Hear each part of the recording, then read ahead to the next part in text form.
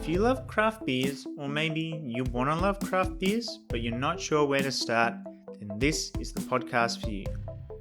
Today's episode takes you on a journey to one of Tassie's own breweries in Ulverstone. Billy and I visited Buttons Brewery to meet brewer Josh, who shared his story and told us how Buttons got to where they are now. Let us tell you, his origin story was not what we expected.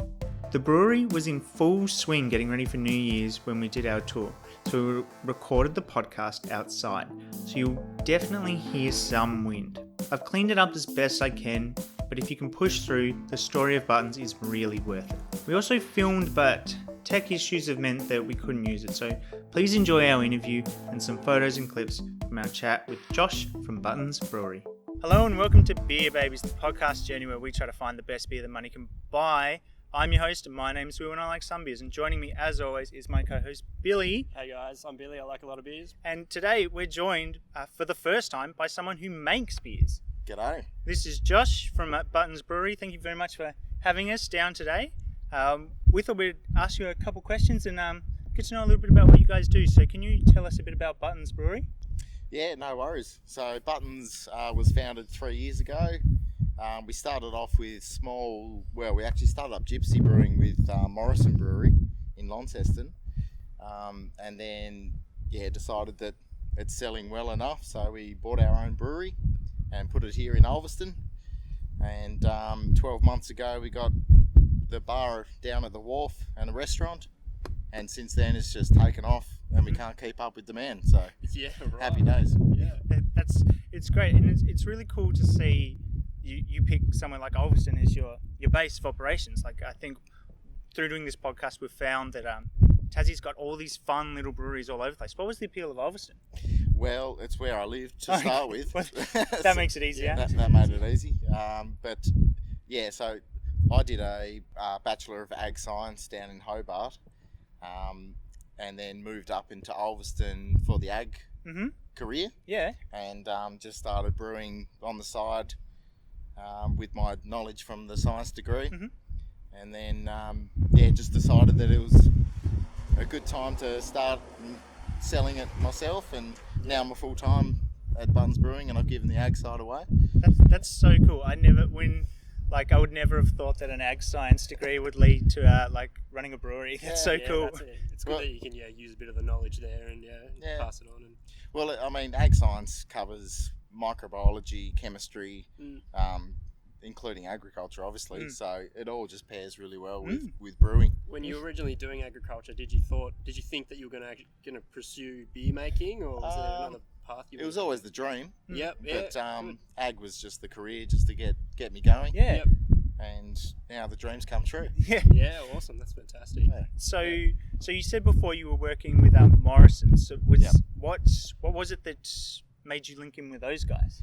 It was just a process of, I guess, doing small batch homebrew stuff and then making that next step to trying to do a bigger batch and just reaching out to bigger breweries, and Morrison's have done that a lot in the past and are continually contract brewing for a lot of people. Oh, wow. Yep. So that was easy. Yeah, Paul Morrison was a fantastic helper for me, and can't thank those guys enough. Yeah. Well, that's so cool. I feel like that should stand as sort of like inspiration for anyone who wants to make their own beer. Yeah, absolutely. That's it. I've never been quite brave enough, but I did get a homebrew kit for my birthday, so I'll have to give it a go. So Beer Babies, we'll bring you some beer out. Yeah, exactly. Sounds great. See what you think. Yeah. Probably in a big old jug with 4 X's on it. Yeah. bit of moonshine, who knows? So, speaking of beers, we were wondering, what is it that makes Buttons Brewery unique? Like, what do you guys specialise in, and do you have like a specialty beer? I guess for us, the reason we started doing the brews here was that there was nothing else like this on the coast. So when we started the brewery, the most flavoursome beer you could buy was Little Creatures Pale Ale. Yeah. So that's why I started it, and we made this Hazard Pale Ale, which was full of flavour, full of hops, and that was sort of our flagship beer. We sort of wanted a good quality, full flavour beer for the locals of the Northwest. Yeah. And what puts us apart, I guess, is probably the fact that we're a local beer on the northwest, which there aren't many of. Yep. And yeah, look, we just like that sort of American style, full flavour. Yeah, beers. exactly. And there's So- a bit of a niche market there for you. Yeah. Yeah, exactly. You've right. asked me that beer, Bill. So, Did you want a beer? yeah, I'd love one. So, that segues perfectly into. So, you have very kindly given us. Did you say this is your Hazards Pale? That's the This is the Hazards that's right. Pale Ale. So that's the first one we released, and it's still our biggest seller. So, I'll just. So if you were to say, like, obviously you're a big beer lover. Yep. What would be your number one pick for beer? Doesn't have to be your own. Yeah. What's your go-to beer? What would be your go-to beer? That's too hard of a question. Yeah, it is. I Save like the hard ones for last. I like a few. Bolter's always a go-to for me. Yep. Although I've always liked to support independent breweries. Yep.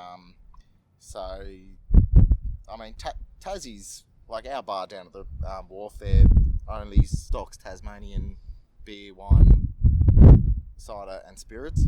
And like, you don't have to look outside Tassie for a good beer. Yeah. Exactly right. I think what Little Rivers are doing in Scottsdale is fantastic. Yeah, They do some really good beers. Yeah, I was down there a couple months ago, and it was just awesome. Their setup and the way they do things is great, and it's so nice that, like, I feel like, but back when I started drinking, you had Bogues and Cascade were like the Tassie beers. Yep. And I'm sure there were little ones around and about, but now it's crazy the way it's taken off, and it's great to see such success coming to these people doing their own styles and putting their own take on things. Yeah. That's it. There's more beers to choose from than just your Bogues Red, and Yeah. people don't realise it. And the full flavoured beers, you definitely get the more hoppiness with you. And that's a huge thing for us on this podcast, is because the reason we started the podcast really was because the only beer we'd ever drank was pure blonde. Yep. Okay. And so So stuck in our ways, and then we started branching out and trying new things, and it's paid off now. yeah. So and this, I think, last time I was down in Ulverstone, I tried this, and that's what inspired me to reach out.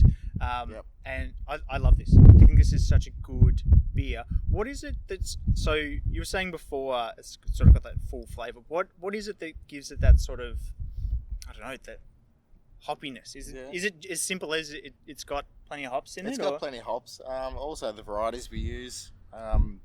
We use Vic Secret and Cascade, which are both HBA, which is the Tassie hop brand, branded hops, which just really go well with a nice balanced beer.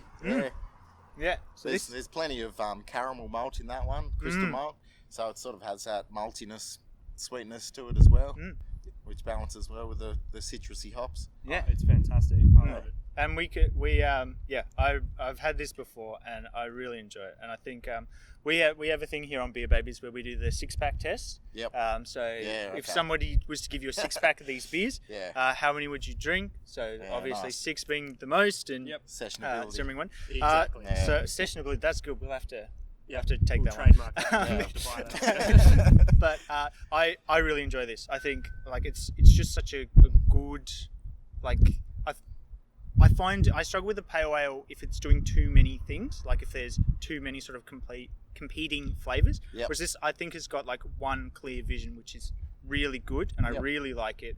So I'd easily give this one like I want to say 5, but I really, really like this. Yeah, cool. So me on the podcast, I'm the one who likes a lot of beer. So when I do this rating system, it's pretty easy for me. Yeah. I'm easily going to drink 6 out of 6 for these. Yeah. This is fantastic. Yeah. I love it. But you're right. It's like it's got a full body flavour, but it's not too overpowering though. And it doesn't have the linger either. Like it's a quite refreshing still. Yeah, that's fun right. taste in the mouth. It's something we, I take quite importantly with all the core range beers we make, is that you have to be able to have 6 of them. Yeah, exactly. And like I find a lot of the hazy sort of NEPA, all these sort of beers, they don't have that sessionability to them. Yep. And so I think it needs to be balanced with hops and bitterness and malt, just so you can have more than one. Well, we after we finish this interview, we're planning to go down to your lovely bar down Excellent. at the waterfront. Yep. And I reckon we will have 5 or 6 of these. This has been great. Thank you so much, Josh, for having us at your lovely brewery today. We'll take a couple photos so we can show people what it all looks like. And it's just, thank you so much for taking the time and having a chat to us. Too easy. Thank you. My pleasure. Thank you. Awesome.